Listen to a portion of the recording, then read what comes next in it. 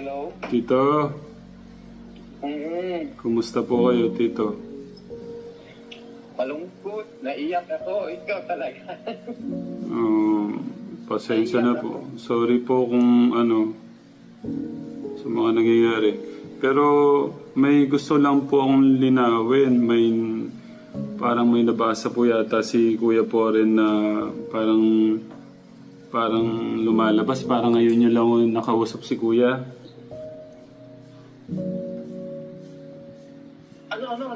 Ano yun? Parang lumalabas po, parang ang hirap daw. Parang ngayon nyo lang daw po nakausap si Kuya, parang... Hindi. Thanks God. Sabi kong ganon. For a longer time. Di nag-uusap naman tayo, di ba? Oo nga po, kaya po... Yung cellphone. Kaya nga po. Kaya medyo matagal-tagal na lost contact ako for the longest time that I talked to someone who is very special to me. Sabi ko lang ganun. At least nakausap ko siya. Kasi tinawagan ko nga kasi nag-text siya sa akin. Ito naman Ramil, Tatay Ramil ni Dave, sabihin ko sa'yo, mahal na mahal kita, mahal na ako si Dave. Ang sinabi ko lang kay Dave, wala akong kakampihan sa inyo.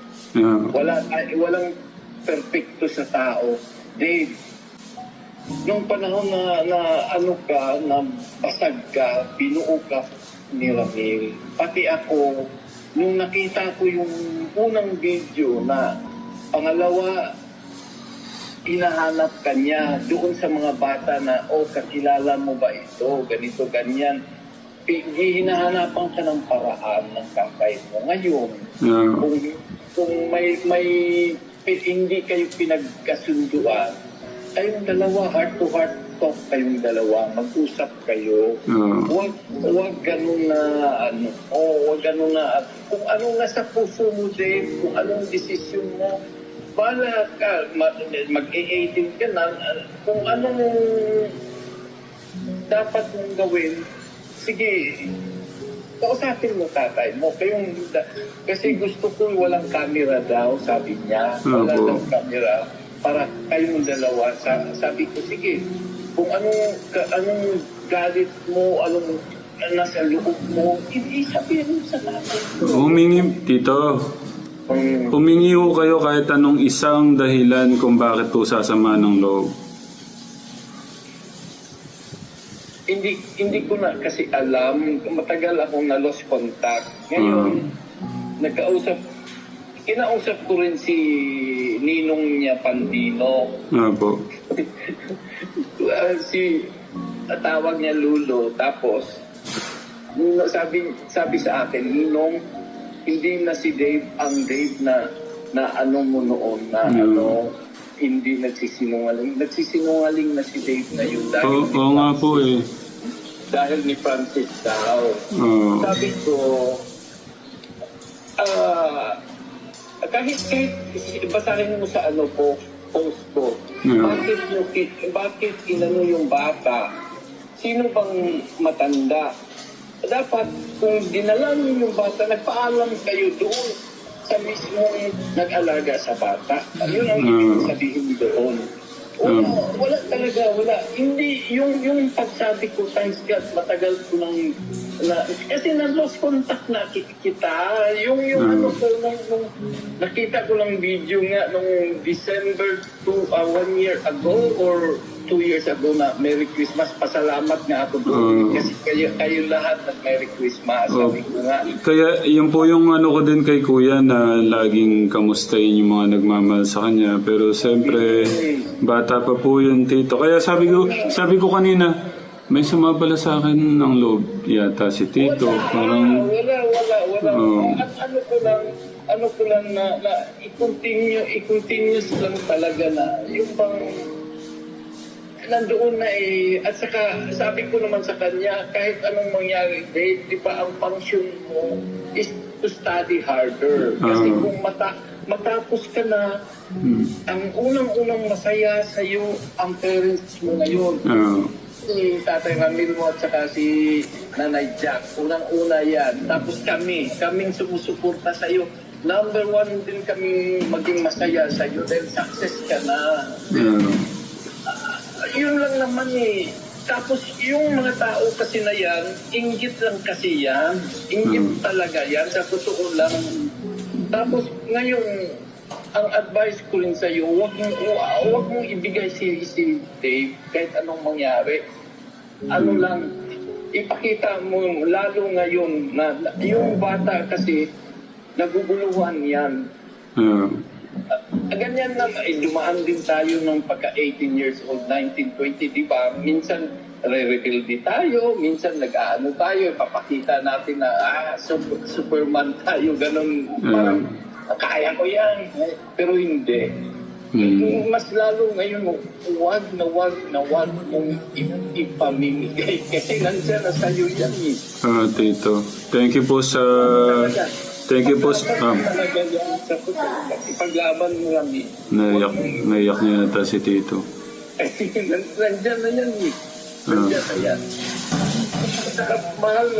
Mahal niya ang mga kapatid niya maliliit. Alam ko yun, nakikita ko yun. Kaya lang Tito, may sumisira po eh.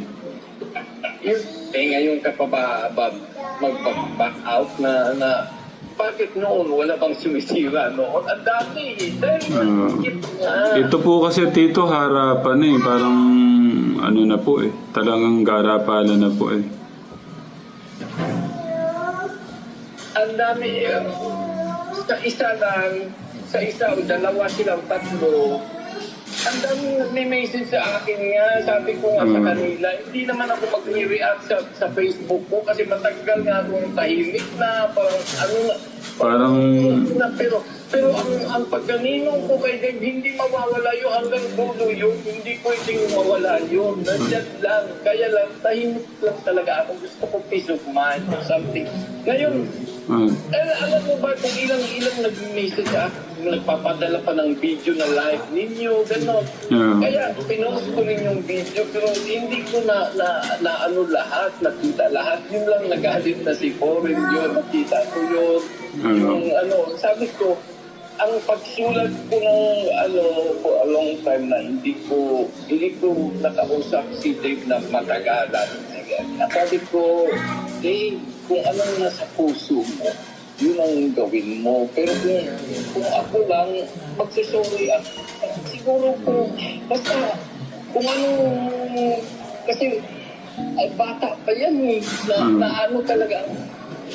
Tingnan mo, basahin mo, yung mga matandang nagdala niya, dapat mas matanda sila kaysa bata. Sino bang may isip? Yung magdi-18, yung ilang taon na sila. Ano na sila? Nasa 50 plus na sila, Tito. Kaya nga. Sino bang maanuhan dyan? At saka may narinig ako kay Bulayo kayo, na ano siya, na parang hindi mo na makukuha yung bata. Ganun, bakit? Sino bang guardian yan for 5 years? Yeah. Paano yan naging date ngayon kung wala itong tumatalim na magulang niya?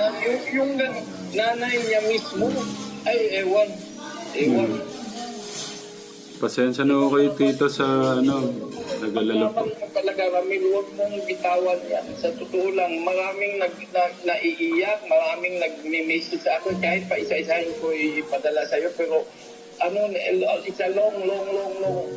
Dito sa messenger ko, mga supporters mo lahat, umiiyak, yung iba hindi na nakatulog sa madaling araw, na sa OFW, yung mostly, ang message sa akin, ang dami. Sabi ko kayo pag may problema, doon kayo mag-message sa akin, pero kung walang problema, kayo? Ayawan. Pati ko kayo na problema, Tito. Hindi, ninong ako eh.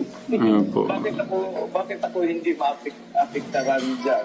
Ninong ako eh. Opo. Thank you po sa concern nyo, Tito, sa love and concern. Oo naman, hindi naman hanggang dulo yan, hindi mawawala yan. Basta sabi ko lang kay Dave, kausapin mo tatay mo, magsuri ka, kung halimbawa mali, sorry ka, mag-ano ka. At saka magpakatotoo ka na, huwag ka nang, ibalik mo yung Dave na tutoy, nung Dave na kahit walang kakwenta-kwenta, nagtatawanan, ganun. Yeah. Ibalik mo yung totoong Dave. Huwag kang, kasi kinikwento sa atin ni, hindi pa matagal, natapos kami ng usap na hindi na si Dave na, yung Dave na dati na, yung kausapin ng mainusinto, ngayon may itatago siya, So, gano'n na lang. Basta wala, meron yung huwag kasama ng loob yung, kasi minsan kasi, ang ko sa mga words, iba kasi ang Bisayan at saka ibang Tagalog, di ba? Minsan, magkamali man ako, i-rewrite ko rin yun, i-edit ko rin yun. Kaya na, basta ang ibig ko sabihin doon, it's been a while na lost contact ako sa inyo. Tapos nakausap ko yung bata. At least, kasi may message nandoon na Ninong Isa yung ba itong account na ito, ganito, ganyan. Sabi ko, oo naman. Hindi din ako nag-ano sa'yo kasi nga, Dave, di talo. Hindi ako sanay. Manalastas ang sanay ako. Ang daming mga fake nga yung mga tao na mag-message sa'yo, ganito, ganyan. Tapos hindi pala totoo. Pero ngayon, merong, nag-reply ako sa kanya. Kasi yun parang request message yun. In-accept ko, yun na, na kami, into calls. Tapos sabi ko, yun, tinawagan ko siya para siguradong siya ba talaga. Kasi kilala ko po siya. Pero beses na pinasa mo sa kanya yung usapan natin, gano'n. Pero may daw kayo ngayon, may usap daw kayo ngayon 9 o'clock in the morning. Request po ni Kuya na mag-usap daw po kaming tatlo lang ni Nanay Apple at saka po ako saka si Kuya Dave. Ang sabi ko po, paano malalaman nung ano ba talaga yung problema? Bakit? Anong problema? Ba't nagkaganon? Yun yung gusto kong linawin. Siyempre, marami din nagtatanong, ano ba yung dahilan? Bakit nagkaganyan? Sabi ko, magtanong ko kayo na Apple, isang dahilan bakit nagkaganon. Ano yung ba't ko nagkaganon? Sa akin, Tito, alam niyo po ako,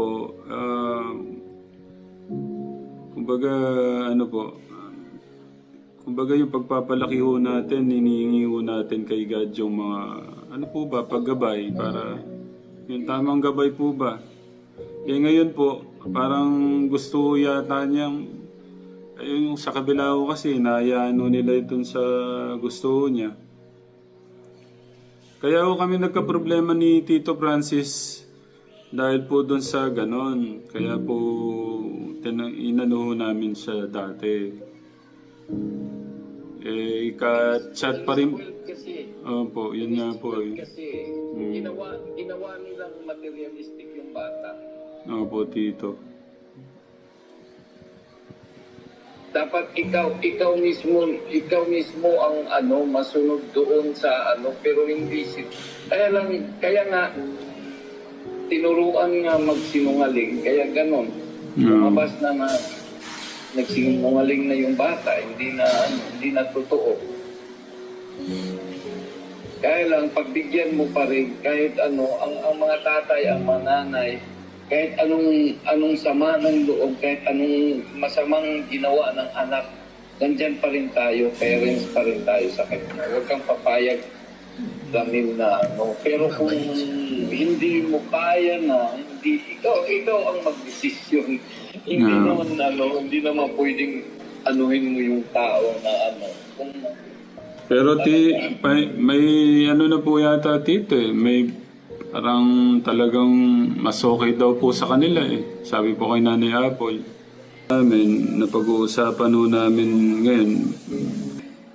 Si Nanay po tsaka si Kuya po rin po yun. Kuya Lito. Mga ano ko yan, mahal naman ko yan. Diyos ko, nire-respeto ko yan.